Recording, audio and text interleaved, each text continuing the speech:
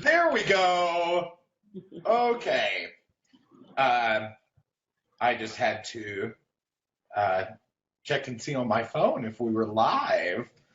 I have so many screens open right now. Oh, I hear you, my friend. Oh, man. I got my phone, I got my laptop, and my desktop open. Because I don't know where it is. I think I lost my iPad. Really? I think I left my iPad on the plane. Why don't you look in the pile on the other side there? Barry, listen, I'm just, full disclosure, it is a mess up in my office right now. Bye. Oh. It's Sunday night, and it's our monthly Q&A with Evenflo Feeding and Sherry Creaso over here. I also feel like I just saw you. This is crazy because I was just here. You did just see me, and it feels like you were just here because you were just here. And this just came, and it's great because, you know, we always like, oh, it's been so long, and now I just feel like it's a continuation of what we just, this was what, like last week? It was last week. I know. Listen, I will never complain to get more of you, Mr. Grayson. Oh man. So. Oh, my thing's not turned. There we go. Okay. Okay. I can see now. Hi, everyone. Give us some hearts to let us know you're here.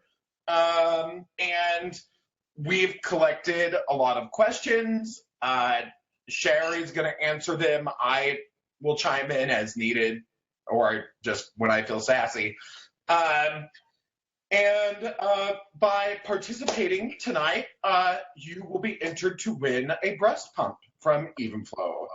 So, huzzah for winning things. If you follow my page, you know who I am. So I always like to let Sherry introduce herself and kind of give her background for those of you who do not know her. So knock yourself out. Hi, guys. I feel like I was just here, but for those of you that don't know me, I know there's always new people, and Jamie and I have been doing this for many years now. But I always love doing this with you, Jamie, and I love your audience, and it's the best thing. And hi, Evenflo Feeding. Thank you for this. So for those of you who don't know me, Jamie said I'm Sherry Creaso. I'm a registered nurse, a certified nurse midwife, an international board certified lactation consultant, and I've been taking care of moms and babies for over 25 years. I stopped at 25. I don't talk about that. And we've been doing these live streams, and I just love answering all of your questions. You guys are amazing. This is like such a gift to be able to do this with you, and happy World Breastfeeding Week. Yeah. It's World Breastfeeding. There's a little feedback delay there going on. Oh, really? Yeah. From me? When I talk, I can kind of hear myself on you. Now it's good. Okay. Sometimes it gets echoey. If you have to come in and out, well, that's it. Yeah. Technology. I can't complain since we can get to do this while you're in Denver and I'm in Jersey. Right. So somebody just said they want whatever I'm drinking. I am just on my first beverage of the evening. It's a ruby red grapefruit vodka and soda. Because as soon as this is over, I have to run to the Denver Center because they are having a benefit for the Denver Actors Fund tonight, and I'm going to go to that, and that's just a good way to support my community. So let's get to some questions, shall we? Yes, definitely. And by the way, this is not vodka, but it will be later. It just won't be now because I will not be able to answer your questions. Heather has a question. My baby is 6 months old. I'm still breastfeeding her around the clock, but it's like my body is only producing enough to feed her and satisfy her. I'm no longer pumping like I used to. If I know I need a bottle to go out, I need at least 2 days in advance so I can force myself to fill a 6 or 7 ounce bottle. Is this normal for a 6-month-old and my milk supply? Okay. Well, two things I can think of when you're with that question, two answers. One is that it is normal at around 6 months old, when the baby usually starts to eat solid foods, for your milk supply to drop. And that's because you actually need less milk as you move into the second half of the year than you do in the first, mainly because the amount of breast milk that the baby's eating per feeding doesn't increase as the year goes on. Unlike formula, with breast milk, you're basically feeding the same amount at each feeding throughout the whole time that you're nursing. So you're not going to have to make more and more and more milk. And when the baby's eating some solids, you may actually be going longer stretches between those feedings. Okay, it depends on the child. So it is possible for your supply to drop, and lots of moms will feel like that's when their breasts kind of decrease size, like somewhere around 6 months. They'll be like, oh, I need new bras again. My breasts are like, smaller. They're kind of, my bras aren't fitting. If that's happening, it's very normal for that to happen. But the second part of the question that I want to answer is a 6 or 7 ounce bottle. That's a lot of milk for a breastfed baby to be eating per feeding. So if you're feeling like you need to pump that much milk to leave one bottle, and she didn't really say it was one feeding that she was leaving for. So I'm going to kind of assume that what she meant when she says 6 to 7 ounce bottle. But most breastfed babies will eat around 4 ounces, maybe a little bit more, maybe a little bit less per feeding, but not more than that when they're eating at the breast. That's the norm. So 6 to 7 ounces is when we become, it's the unrealistic expectation of what you think your body should be making. And then when it's not doing what your expectation is, you think there is a problem, when actually it's perfect. There's no problem. And if you're exclusively breastfeeding all the time, I would expect that you're going to have trouble storing up that much extra milk unless you're overproducing. So all of it seems normal to me. I would say make sure the baby's pace feeding, so that you're slowing down those feedings. Make sure that the baby's just not gulping down that whole, 6 to 7 ounces when really a lot less is needed. And try to store up a little bit at each feeding instead of trying to pump it all at one time. Very good. Very good. Gracie has a question. Why does my baby scream and pull herself while breastfeeding sometimes? Yeah, there's a couple reasons why baby would scream, pull off during a feeding. Many people don't realize, like, the baby's going to give you signals of when they need to burp. And when they swallow, like a big air bubble, that hurts. I mean, think about when you swallow a big air bubble, you take a swig of soda or beer or something that has like lots of bubbles, and you feel that like in your chest, that feeling of it going down hard, and you need to like relax and let out the burp. And that's kind of what happens to the baby. Typically that you'll see that happen like right after a heavy letdown. Like the baby starts to get the milk to let down, and then they gulp really hard, and then they arch their backs and like kind of pull off and scream. And that's really a kind of a signal that the baby swallowed some air and needs to burp. That's usually the reason. So I would say first thing, I always go with the least, the problem that's most common, that has the least implication. And I would say that start with that is burp the baby more. And for the rest of you guys, the baby doesn't have to be screaming to get the sign to burp. You could just watch your baby. The baby's going to do like sometimes just a little wiggle or a movement or an arch, like where they start pulling their head back. That's a signal. Take the baby off, burp the baby, put the baby back on. And if you haven't seen my burping video, then make sure you go watch the burping video so that you know what I'm talking about when I'm saying burping. We're not going to be slapping the baby. I was just about to say everybody needs to watch your videos. So, Joe, can you link to that? That's probably one he doesn't have a link to. It's actually on my Facebook page. It's the featured video because everybody always asks me for that one. So if you go to my videos on Facebook, you'll see that as the featured video. And make sure you're following Shari on Facebook, because she does Q&As all the time, and she's got a lot of really good information on there. Just in general. So go like her page, people.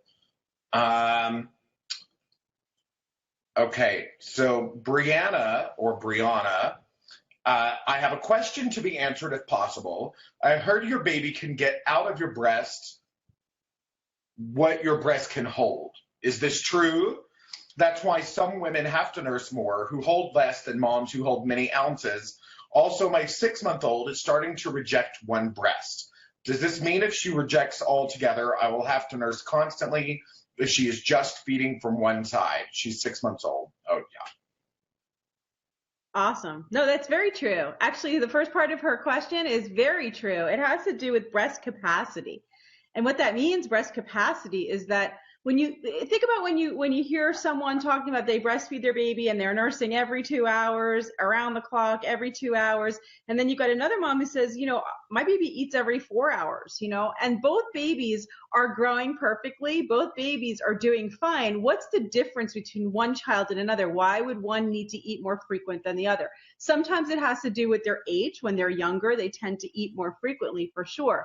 But the other part of it is the mom's side, which is how much milk can my breast hold at one particular time, at one feeding? That's the breast capacity. And it has nothing to do with the size of your breast. So I've seen moms with real small breasts and they have a large milk breast capacity where they have a lot of milk glands. They're able to hold the milk. And that means that their breasts can feed more milk at a feeding, which means they can go longer stretches between one feeding and the next. Other people have a smaller breast capacity, which means they just need to feed more frequently. Ultimately, both ways, you'll be feeding the same amount over a 24-hour period, and both babies will thrive. So, and there's not much you can do about it. Like, your breast capacity is not something you can really change. It's just, how your breasts are, and that's why it's so important not to look at the clock, not to compare yourself to other people, not to become rigid with feeding. If your doctor says, feed the baby every 2 to 3 hours, yes. And if the baby needs to eat every hour and a half to 2, you got to watch the baby. You got to be looking for feeding cues and watching your baby to see how, and when there's growth spurts, the baby's going to eat more frequently. So it's not a static answer. It really is a dynamic answer that will change depending on the stage of development and also your particular situation. Very good, very good. There's so many things popping up on here. There's so many questions in the chat room. Oh my goodness. Oh goodness. Stephen, who I understudied in Act of God here in Denver, just put up a post. Speaking of breast capacity, we have tickets to Dixie's drag show in T-minus 1 hour and 45 minutes. Get excited. So, I am, Burge. I am. So this is interesting because this question has never actually come up in any of our Q&As in the past. Oh, really? Years, but it's something that you and I have talked about independently and whatever. Alice Downing, hello, exclamation point. I would really appreciate if you can explain if the breastfed baby should be given any water. My baby is only breastfed and is 4 months old. Thank you. Great question. Great question. I actually did I did one of my breastfeeding myths on water, on feeding breastfed babies water, or just infants in general water, and it got virally shared because I think this is one of those myths that everyone just doesn't understand. Or they're getting advice from their friends or their mothers or whoever. The baby needs water. It's hot outside. The baby's going to dehydrate. It is very important, very, very important to understand that breastfed babies do not need extra water. Do not need extra water. Breast milk is mostly water. It's mostly water that you're actually feeding the baby when you're nursing from the breast or even pumping milk. And any extra water is going to fill the baby up with no calories, no nutrition, and it's going to have them actually drink less breast milk, which could, one, affect their weight gain, affect everything about that, but can also decrease your supply if the baby's not going to breast enough. There is no reason to feed your baby extra water, even in the summer. And the body's so smart too, because not only is it mostly water, but when it is really hot, the water content actually goes up. And the amount of milk that you make will actually go up to hydrate the baby. So No extra water. And water can be really dangerous for an infant. It can be actually really dangerous for an infant. They can develop all kinds of things, including seizures and other stuff when they've been given too much water. Talk to your pediatricians, but definitely for breastfed babies, it's a no-no. Yeah.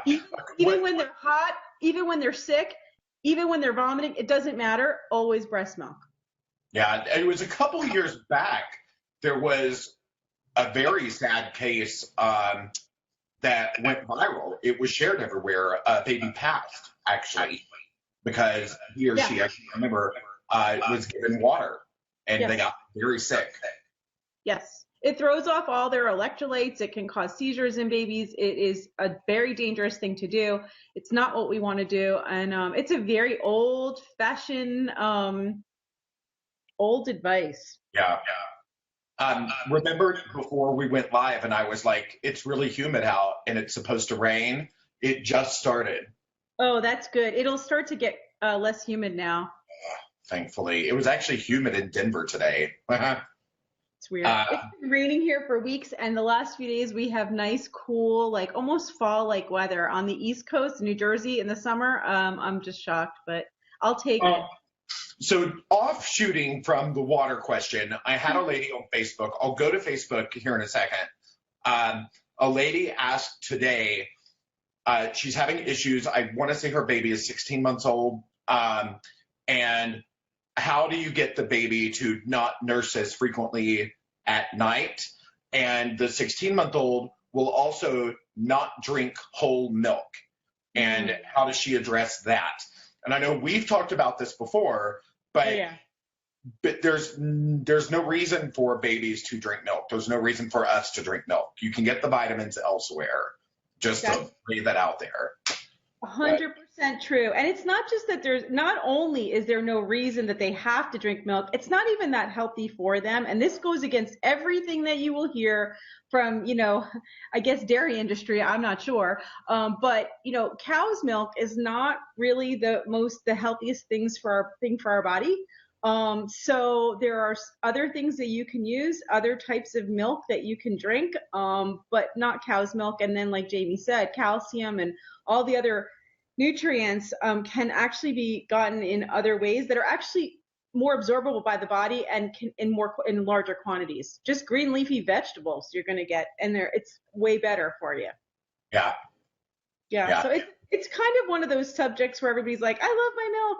I love my cheese, and I love cheese too. It's not that I never eat it. It's it's really inflammatory for your body. It's really not doing anything good. Let's put it that way. And so we drink coconut milk here in our house. Yeah, the only dairy I ever really have is like a splash of half and half.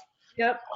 And I've noticed it's crazy. Like, I'm just getting older, but it's like I'd say in like the last 5 or 6 years, I can really tell when I have dairy. Like, I get bloated, I get phlegmy, and that never really happened before. Oh yeah, it'll affect you, and especially as you get older. And then a lot of people, develop lactose intolerance too, or they get gassy and stomach cramps and things like that. Our bodies were not meant. Okay, so let's just off questions for a second, 'cause such an interesting concept.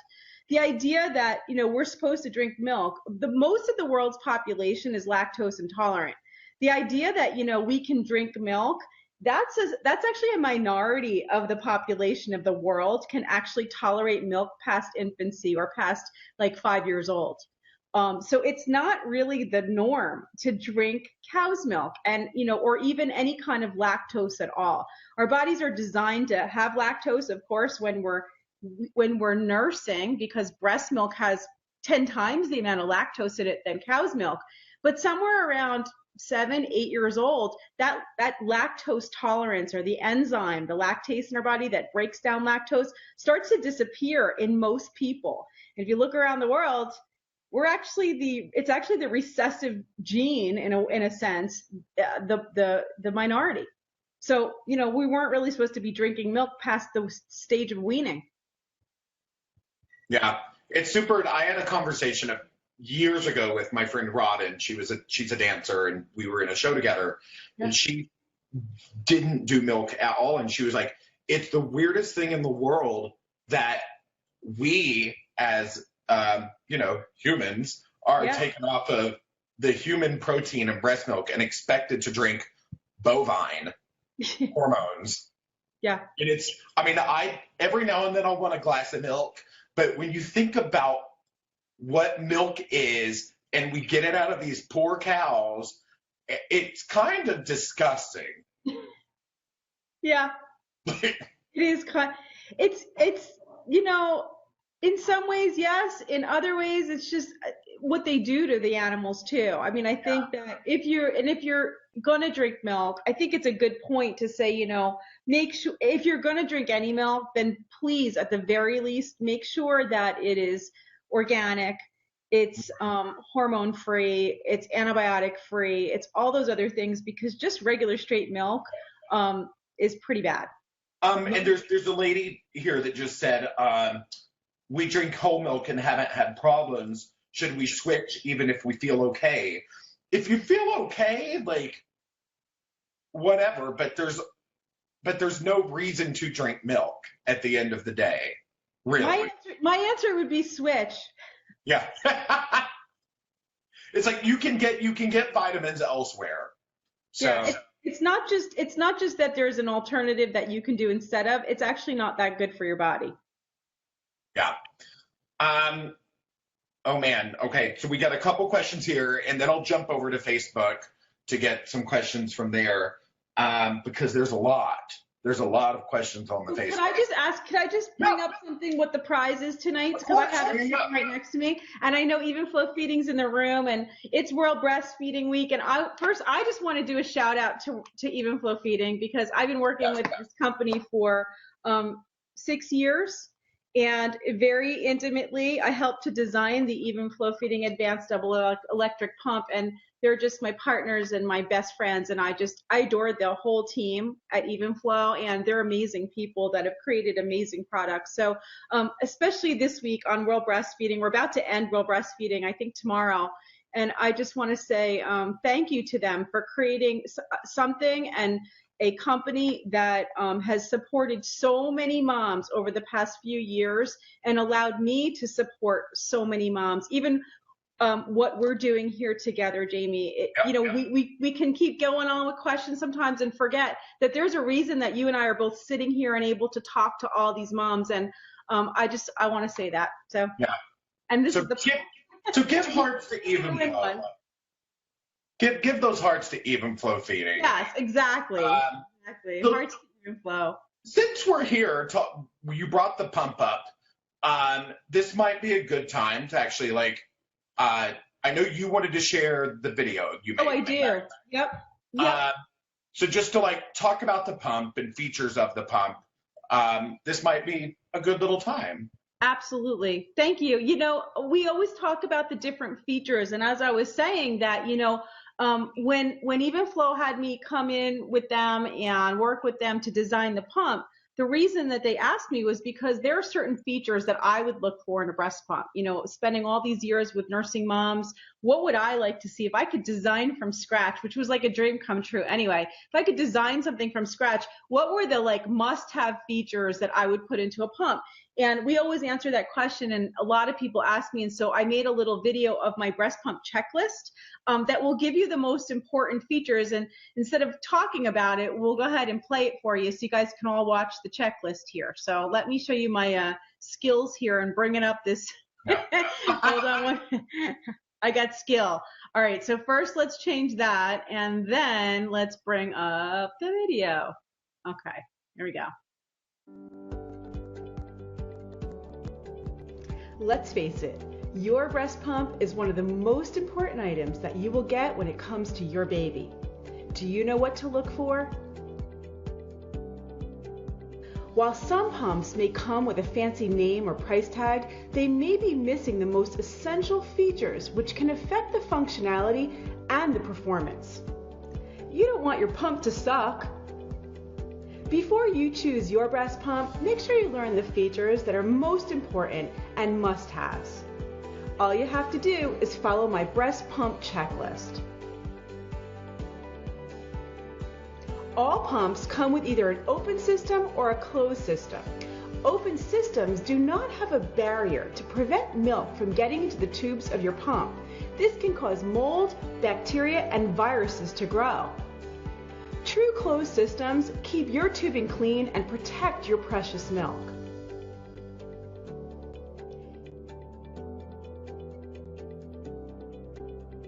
In order to get the most out of your breast pump and your breasts, you'll need a pump with independent speed and suction controls.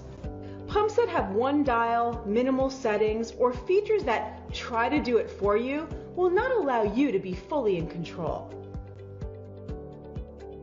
My 3-stage pumping method for getting more milk out depends on this feature.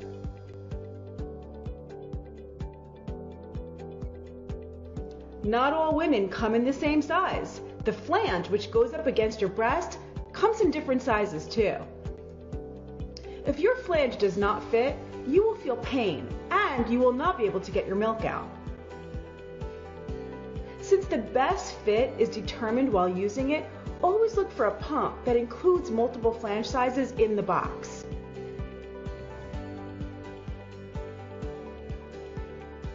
Even with the best planning, there are things you just can't plan for, like being near a power outlet when you need to use your pump. Having a pump that's portable, lightweight, and most of all has a battery power option is essential. That way, you will always be ready and it will turn on when you need it. When choosing your breast pump, just follow this short, simple list and you will get what you need.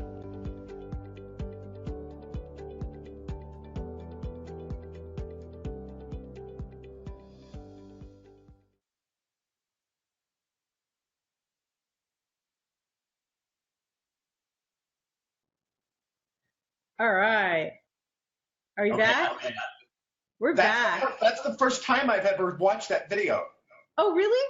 Yeah. See, it's so much.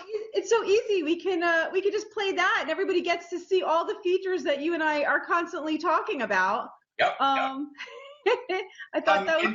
When it comes to batteries, I kind of want to stress it is important to get good batteries. Don't get super cheap batteries because they don't work well. The pump actually functions really best with like top batteries, good quality batteries. So you really want to do that. And if you're having any problems with suction or anything like that, you want to make sure. Yeah, someone's saying they love the battery option. It's one of those features that I think a lot of people don't think about till they actually get the pump, and then they're like, what if I need to use it and I'm somewhere and this thing's, or what if there's a power outage and that's the kind of stuff that happen, it's life. Things happen. And the main thing, I say all those features really, Evenflo Feeding and the design of this pump was all about protecting your milk supply. That is the number one thing that we're thinking of when we're talking about a breast pump. That's what it's for, is to protect and maintain your milk supply, period. And so if you think about all 4 of those features, that's what those features are for. Independent speed and suction, it's so that you can maximize the amount that you're pumping out by using your pump to simulate what the baby would do as best as possible to get those multiple letdowns. The flanges, which I know you guys saw in the video, that have those nice soft silicone flanges, but also multiple sizes. The closed system, which protects your milk by not allowing bacteria to get in, and then of course the battery so that you never go without pumping if you don't have an outlet, all protecting the supply. And that's number one. And this is a hospital strength pump. And so with all that together, you're really, plus my classes come included. And Jamie always reminds me to say that, and I always forget to add that in, but both of my breastfeeding and pumping classes come included with the pump, which is invaluable.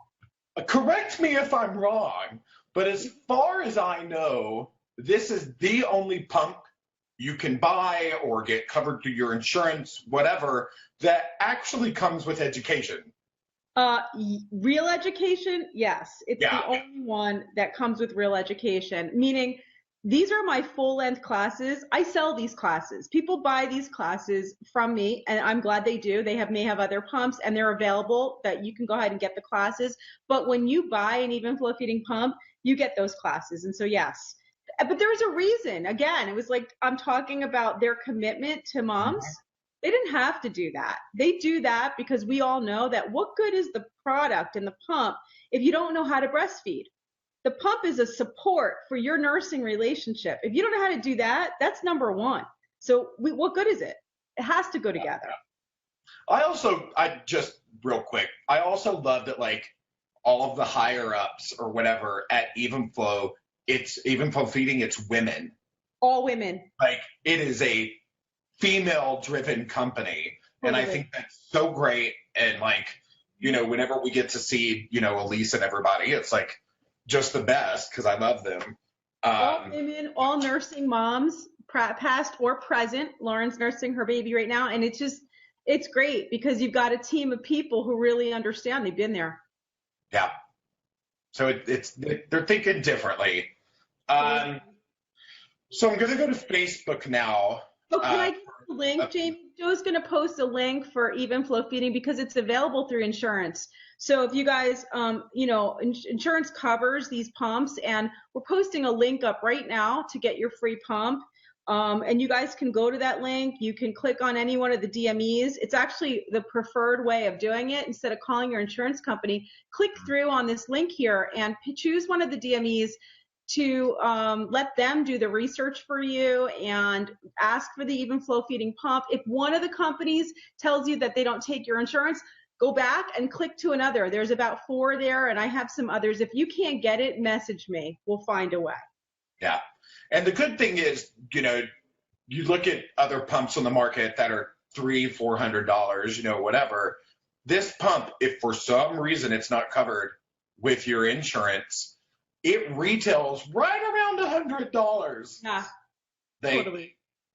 And that's even with like the bag and the cooler, like all the stuff that comes with it. If you go for the basic, I think Target has it even less right now. Yeah.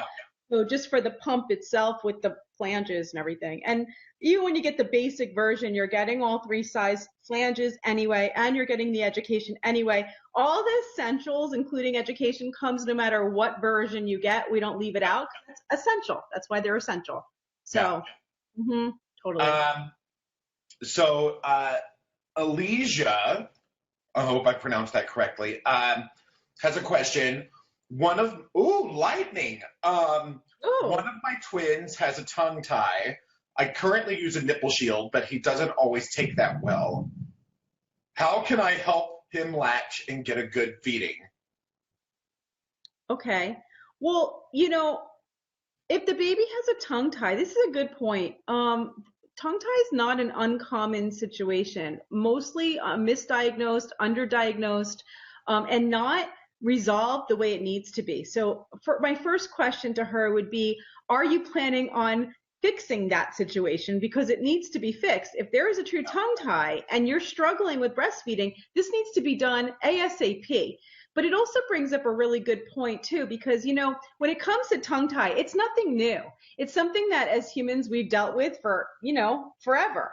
The difference is, and I did a whole show on tongue tie recently with Dr. Scott Siegel that was just amazing, like totally taught me so much. I need to go back. One time I need to go back and watch that just because I'm fascinated by it. And I'll tell you, the thing that is most important to understand, it's not just about breastfeeding at all. I mean, you'll usually, it's the first thing you'll figure it out by is that the baby's having trouble latching. Years ago, what happened was they used to revise these all the time so babies could breastfeed. But at one point, they figured out there was an alternative or a solution, which was just feed the baby a bottle with formula. And so when formula was invented, they stopped revising tongue ties and doctors stopped being trained on how to do this procedure. And we stopped learning about it because we had a substitution for it, which, you know, didn't mean that they didn't have a problem. But you'll also see that with some bottle-fed babies, it'll affect them to bottle feed. It'll affect their speech. It can affect the way they eat. It can affect so many other things throughout their lives, the way their teeth and their jaw development, their facial structure, all kinds of things. So it's very important to get that corrected if it's there, especially if it's causing problems and you're already dealing with nipple shields and the baby's having trouble latching to a nipple shield, which is showing you that it is not just latching to the breast, and probably the baby would struggle even to suck on a regular bottle. So my answer would be find somebody who knows what they're talking about, get a good lactation consultant who has experience with this, and really that's who you want to like manage your case, like really support you to make the referrals, to like be that kind of coordinator, because as lactation consultants, we're the ones who really are going to put all of it together. If you think about it, there's not one other type of practitioner that is taking care of the dyad, which means we're taking care of both mom and baby. What's the matter? My phone just went crazy out of nowhere. I had it on complete mute, and all of a sudden it started playing. No, but you know, we're the only ones, I'll just say it again, the lactation consultants are the only ones that are focused on both you and baby. And so it's really a great place to coordinate your care. Your pediatrician's focused on the baby. Your obstetrician's focused on you. You know, everyone else is looking at one independently. Someone needs to look at you together as a dyad, and that's the lactation consultant. And so you need to find somebody good. Thank you, use of dyad, by the way. I'm sorry I keep looking out here. I wish I could turn the camera around because I face the mountains here. And watching the storms come in is the craziest thing in the world to me. I can only imagine. I know your view there. I've been there. It must be amazing. Like I can't even see anything outside now because the storm is coming through and the rain is actually really heavy. And so it's just like all of downtown is just like white right now. Yep. It's nuts. Yeah, Amanda's saying, I never thought of it that way. Isn't that an interesting thought? Because it's just... nobody really thinks about it, that you need someone. Breastfeeding as a relationship needs to be managed, not just your breast, not just the baby. It's the two together, and how do you fit together needs to be addressed. And so it's like when you think of like, it's sort of like when you're pregnant, your obstetrician's dealing with both you and the baby. You're kind of one, but you're two separate entities. Same thing with breastfeeding. You're one and needs to be handled together. Amber has a question. We had a lot of questions come in this morning on Facebook when I put up a reminder post. Amber, when do you normally start leaking or getting your milk during pregnancy? I'm on week 33 and nothing yet. Well, colostrum, which is that first milk, will start to develop fairly early, like midway through the pregnancy. You'll have colostrum starting to develop. That means that all the parts that need to be there to create colostrum are there and developed at that point. It's mainly because if you were to deliver prematurely, everything needs to be in place for the preemie and for your baby to be born if that should happen. But that doesn't mean you're going to leak milk, or it doesn't mean that you won't. I mean, some moms do leak throughout the pregnancy. They leak some colostrum, and that's perfectly normal. Some moms don't leak at all until they actually have the baby. That's perfectly normal. It's, again, breastfeeding is just a bodily function. And if you think about everything when it comes to our bodies, we're all different. There's so many variations of normal, of what would be considered normal. And it's really hard to kind of compare one to the next because it's a normal state of being, what's normal? Everyone's a little different, right? So you might not see any leaking, but that doesn't, are you okay? It's crazy. This storm, I can't, it's actually gotten very bright because it's so white outside because of this rain. It's so distracting. I'm going to shut my window. Either share. There. Joe goes squirrel. Oh, it's beautiful. It's crazy. The thunder is great. Imagine. I'm sure. I know your view. He's got an amazing view. I don't even know what I was saying. Joe, leaking. Leaking. So you might not leak, and that doesn't mean that your milk's not going to come in. Colostrum is there, and then once you deliver, we talked about this last week, Once you deliver, your placenta will deliver as well. And when the placenta delivers, there'll be a huge hormonal shift, and several days after, your full milk will come in, as long as everything is normal and okay.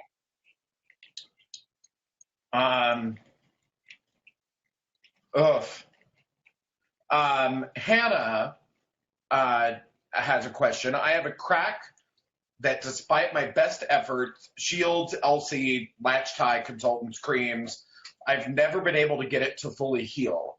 Every time I think it's finally healed, it opens back up, and my baby, now 12 months, is spitting up blood for the next few days. It hurts so badly to nurse. I frequently get mastitis because of the bacteria that gets in, and I'm just over it. What can I do? I don't make much on my other side, third baby, and have never produced much on the other side. So I need to nurse or pump from the wounded side. Do I just tough it out and keep trucking on to my 18-month goal, or throw in the towel and be proud I made it to 12 months? I would just say, A, be proud you nursed one day. Be proud you nursed 2 days. Be proud you tried. I mean, 1 year is incredible. Yeah. But I'm concerned why she's still got a cracked nipple at a year, when the baby's a year old. Like, why is she still dealing with this? What's happening there? And if it's something that just keeps reoccurring, and you're worried about developing mastitis, because I'm assuming you've had it before from this crack, which is one of the issues that can happen when you have a crack that doesn't heal. You're right, the bacteria will enter, you will wind up with mastitis, other things, which is why it's important to make sure your latch is good, that you are healing whatever's there. In the end, if you have a nipple that won't heal, in the end, if you have a breast that keeps having recurrent mastitis over and over and over again, and you're at a year with your baby, remember that your breasts produce milk independently. And so here's what I'm going to say about that. And this is not like my advice for everyone. If you've got a 1 week old and you've got a cracked nipple, that's not what I'm not talking to you. I'm talking to her right now, or to anyone who is deep into breastfeeding and they're having an issue with one side. It is okay at a certain point, if you cannot resolve what that issue is, to allow one side to dry up and continue to breastfeed exclusively on the other unaffected side. Your body will respond that way. And I've had several moms who just keep on getting plugged ducts on one side, on one breast, and then mastitis. And we just, rounds of antibiotics are not the answer. They're not good for you. And you get very sick with mastitis. So you can allow that side to dry up and just stick to the other breast. Your body can make enough, usually on one breast, to exclusively feed your baby. And if your baby's 12 months old, they're obviously, I hope, eating solids as well at this point. And the breast milk is just in addition to the solid food. You can do it. I exclusively breastfed my first on my right side from 4 months on, exclusively. That's how moms nurse twins.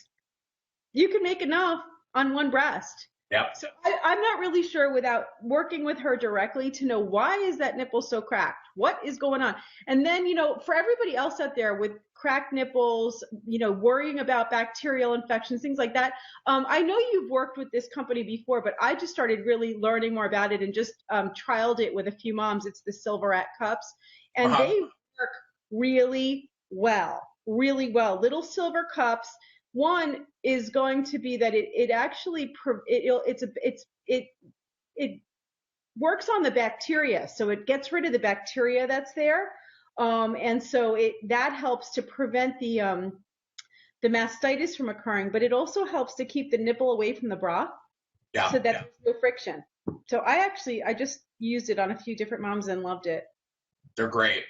Not that I speak from experience, but they're a great, great product. Yeah, they really are. I have many women that have used them and love them. So, yeah. Anna, I have PCOS, and I know that's often associated with poor supply. I'm 21 weeks with my first pregnancy. Is there anything I can be doing to try to prepare for what may be a difficult breastfeeding journey? Any specific resources I need to reach out to if I end up being one of the many who struggle to breastfeed? Anything I should go ahead and have on hand that can help with supply? Mm-hmm. Yes, actually, you want to pay attention to this because there are certain conditions like PCOS, thyroid issues, other things that can, kind of foreshadow that there could be an issue.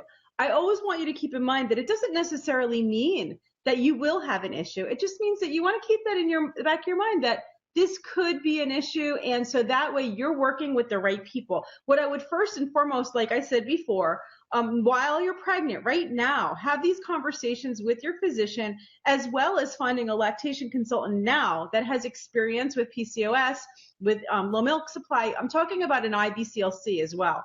And make sure you line that up now so that you're not weeks into it, your milk supply's not in, and now you're trying to find somebody. But there are things you can do if there was a milk supply issue because of this. Sometimes progesterone will help. Sometimes metformin. There's medications that you can use to regulate those hormones to get that milk supply where it needs to be. And that's something that I'm not going to go into detail about which ones, but what I would say is that, take it seriously, especially because you want to breastfeed. Take it seriously, know that you have it now, and set up those resources before the baby comes. There's real quick, I just want to, we have a lot of questions. And before you go on, for the PCOS, just one thing. I've been posting, kind of just worked out. I've been posting breastfeeding stories of my followers all week, and I'm going to be doing it all month. So all my followers on my page have been sending me their breastfeeding stories, which is amazing and so interesting to hear all the different stories and the struggles and all the different situations that moms go through. And I posted one yesterday. She's having her fourth baby. She has PCOS. She struggled with low milk supply for the first two, and then finally figured out what to do with the third one, exclusively breastfed the third one, and offered a whole bunch of tips and advice. I posted it yesterday. So that's great. I love it because I'm hearing from my real moms who are with me every day on Facebook, and they're all so generously sharing their stories and then pictures of themselves too. And it's just been it kind of happened. Yeah. And then, I posted one mom, and then I just said, hey, if anybody has a story, send it to me. And everybody's been sending me stories, and I love it. I just love it. So go read that one because it reminds me she had some really good advice for some other moms on the page. That's awesome. It's what I was about to say. This actually works quite well. I love on this Facebook post from this morning how supportive the community is and giving advice for so many of these questions that are on here. And everybody's like, well, I had this and this is what I did. And make sure you talk with a lactation consultant. And the advice from other moms on here is pretty incredible. It's really awesome. And that's what I've loved so much about this platform, my own, to see the level of support, because you don't always see that on social media. There's a lot of judgment. There's a lot of fighting and negativity. And yet, Jamie, somehow you and I have been able to create these communities where that just doesn't happen. Not somehow. I know why, but it's such a safe space. And I got to tell you, I know that you watch and you monitor, people are not going to be disrespectful to each other. Nope. Or to us, which we've had that too. But yes. Remember that? But did you even go to school? Oh, that was a good one. Yeah, no, the community is pretty amazing. Well, I think good people attract good people. That's all I can feel, and I'm blessed and grateful for that, including you, attracting you into my life. Yep, almost a decade ago. Can you believe it? I know. Insane. This is interesting. We've never had this question come up either. Tabitha, what is with the nausea every time I let down? Baby is 5 weeks old. It also sucks because I have what feels like the beginning of a panic attack and or feeling like I'm going to bust out crying, not due to pain, with the initial letdown. Mm-hmm. It's an interesting question. It's very real. And moms think there's something, they're just crazy. Like they think this can't be real. I'm the only one who's feeling this. So two things. One is that nausea. I used to get that too. Dizzy and nauseous every time I let down. But what that is actually, not only is it the hormone response, because remember, when you let down, you are releasing oxytocin. And so how we respond to those hormones is going to feel different for everybody. It could be nausea. But there's actually a very real condition called DMER, D-M-E-R, and that can actually cause symptoms like the physical symptoms of like, I'm going to cry, like emotional symptoms where you feel like you're going to cry, you feel extremely depressed, you feel extremely bad about yourself. It's an amazing thing that happens, and it's horrible. That then goes away once the letdown is finished, once the feeding is over. But it's just like that surge of hormones can make you feel really, really bad. And it's one of those things that we don't talk about often, but it's actually very real. And once I did post about it recently, and I had so many responses from moms saying, oh my God, I thought it was just me. I've never heard that before. I've never heard anybody else talk about it.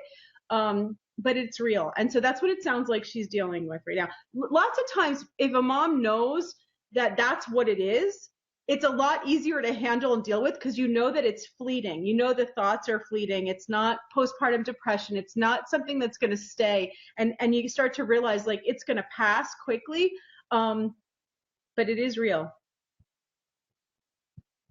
Man, Jillian or Gillian, how the heck do you get a good stash of pumped milk when your baby nurses so often?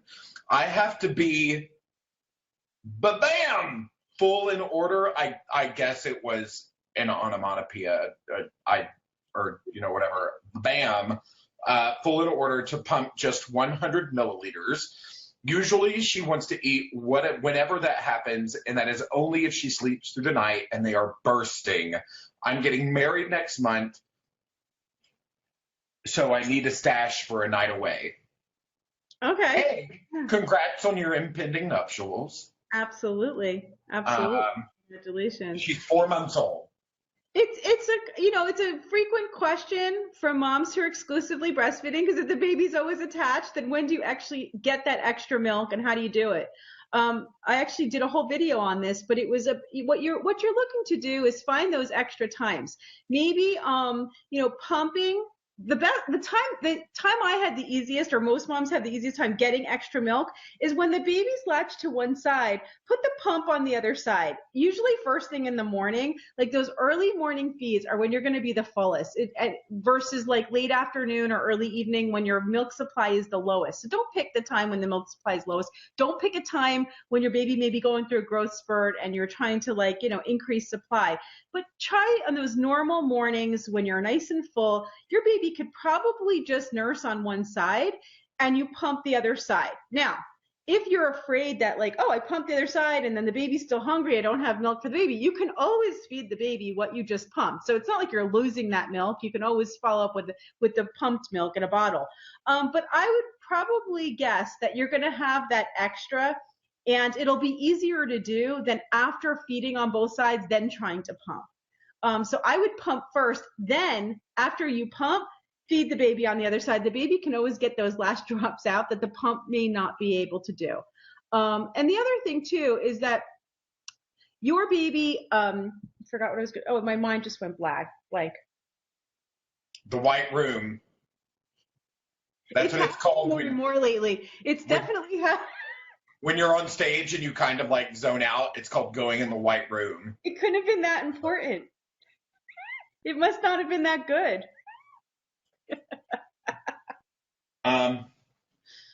Man, there's so much stuff. Somebody just asked a question about, I just saw something scroll by here.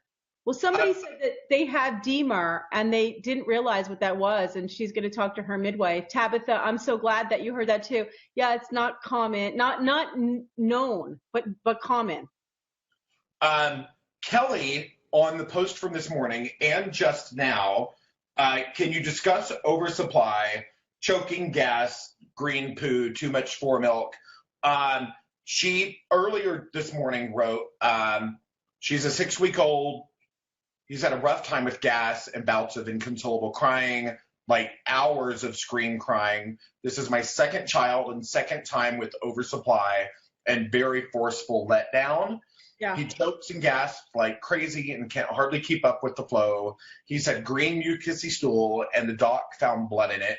Took me off dairy and wheat, and now there's no blood, but still green and mucousy, but not as bad. It can take a long time for all the protein of the milk and the wheat to come out of your body. So it could still be that there's remnants, just not large amounts, which is why you're starting to see a resolution to it. But it could take several weeks for it to completely come out.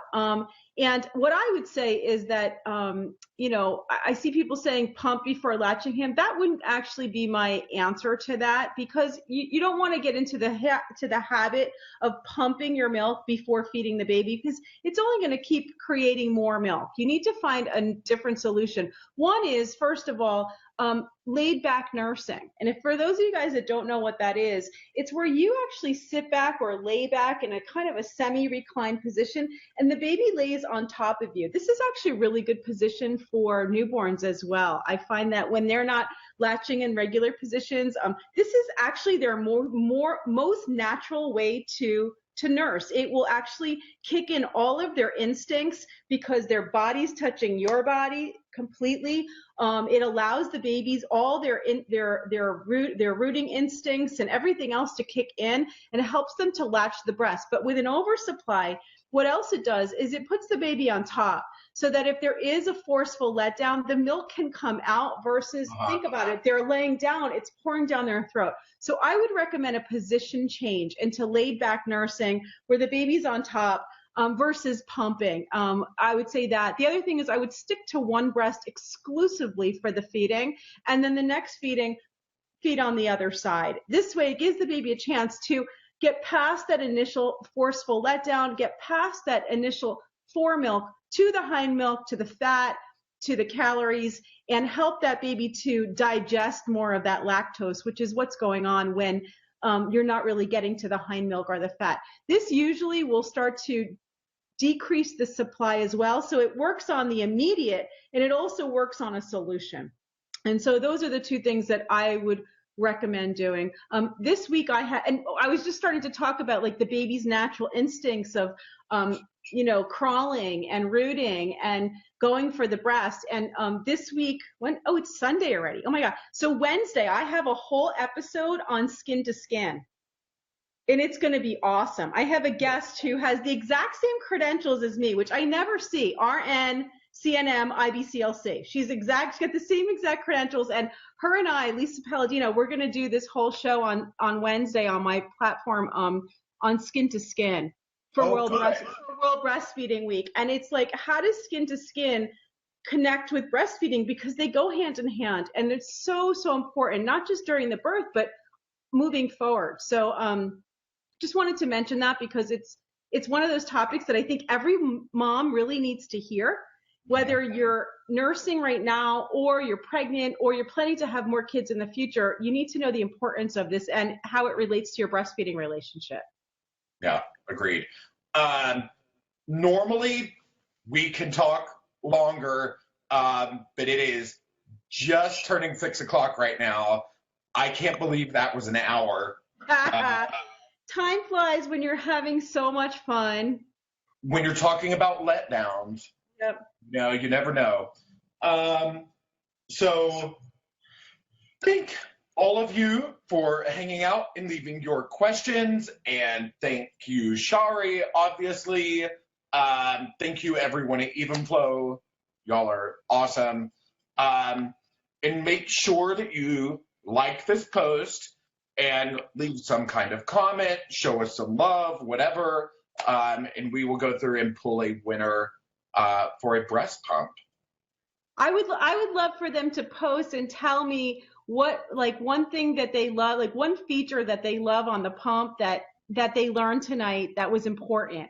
Yeah. Or just Because anything or like, what did you take away from this evening? yeah, or the conversation. What was like your aha moment tonight? Whether it was about the pump or it was about an answer that I gave you. What did you get tonight? Because we'd love to hear how this is making a difference for you. Yeah. Leave your feedback, and I'll pull the winner based on that, not a question that was asked. There you go. There you go. Yeah, there we go. I think this rain actually just quit, which is great because I have to walk to the theater. Yeah, I'll actually see you. I see you in 2 weeks, right? Is it really 2 weeks? 3 weeks-ish in Chicago.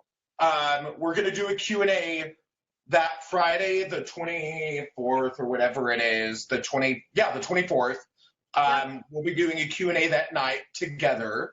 And then while we're in Chicago, at Chicago Baby Show, I have my baby gear stuff.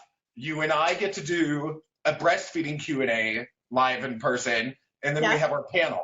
So it's a busy weekend. It's going to be awesome. Yeah. I hope everybody can make it who's in the area. I'd love to see. And always come up and say hi to me. Yeah. I love to say hi. And Jamie gets a lot of people coming over to say hi. And I just love to meet the people who are watching and see your faces in person. Yeah. So it makes it real. You know, It's so hard sometimes when we just read your names. But I've gotten to know so many of you guys and just love to meet you. So. Yeah. All right. Well, I have to run. Okay. I will talk with you soon. Have a wonderful rest of your weekend and happy World Breastfeeding, everybody. Yeah. Go get in your whirlpool spa thingy tonight. You know where I'm going to be tonight. Mm-hmm. That was awesome. All right. Well, thank you all for hanging out. We're out of here. I gotta run. Bye, everyone. Bye. See you later.